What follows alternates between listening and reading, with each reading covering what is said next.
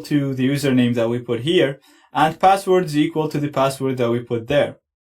Let's see if we can use that to log in without using a password, without even knowing the password. And I'm going to be doing that with the admin. So with the admin, the username is going to be admin. And I don't know what the password is for the admin. So what I'm going to do, I'm just going to put anything. So nothing really, any random password.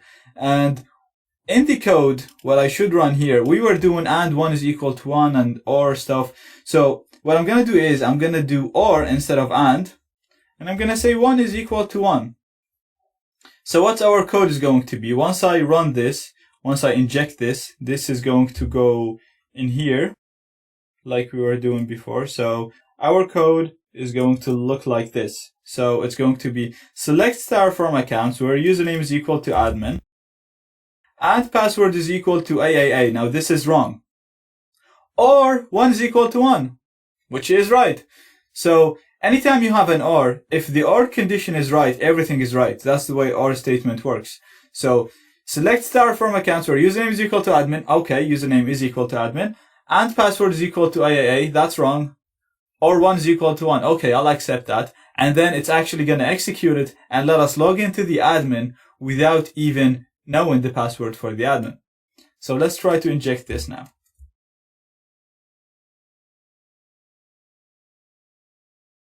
And as you can see, I was able to log in as admin, and monkey is the signature for the admin. Now, bypassing logins can be done in so many ways, depending on the code that's written on the page and depending on the way you want to do it and how you're imagining the code. In a lot of the cases, when you put the single quote here, you won't see this message. Sometimes you do see it, which makes your job so much easier. If you don't, then you kind of need to guess what it looks like. So I'm going to show you another example of bypassing.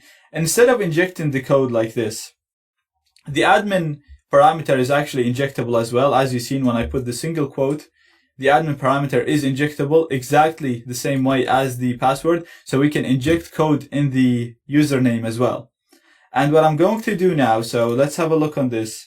And I'm just going to reset it to the way it would usually look like. So you'd have, and the username and the password are the fields that whatever you put in here are going to be substituted in the username and the password.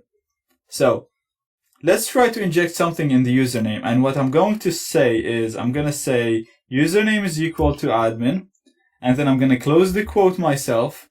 And then I'm going to add a comment. So my statement, when I run this statement, it's going to look like this. And I'm actually just going to copy it here. And when I put this code in here in my name, it's going to inject that in there. So this is what the code is going to look like. It's going to select star from accounts where username is equal to admin. I close the quote myself here using this right there. And then I'm adding a comment. So basically all of this is not even going to be executed. So the code is going to be this. It's going to be select star from accounts where username is equal to admin. And it's going to let me log in without even entering anything in the password. So let's do this. I'm going to put my username as admin. And I close the quote and add a comment. And then you can put any password you want really. I'm just going to put number 1. And I'm going to log in. And as you can see, I managed to log in as admin. So again, this is black box testing, so you don't really see the code.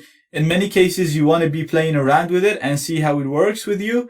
But the main thing is you want to test if the SQL injection exists, and you'd use that using the method we showed you in the previous video. So try a single quote, try the AND statement, try a true AND statement, so 1 is equal to 1, and then a false AND statement, so 1 is equal to 0 or 2 is equal to 0.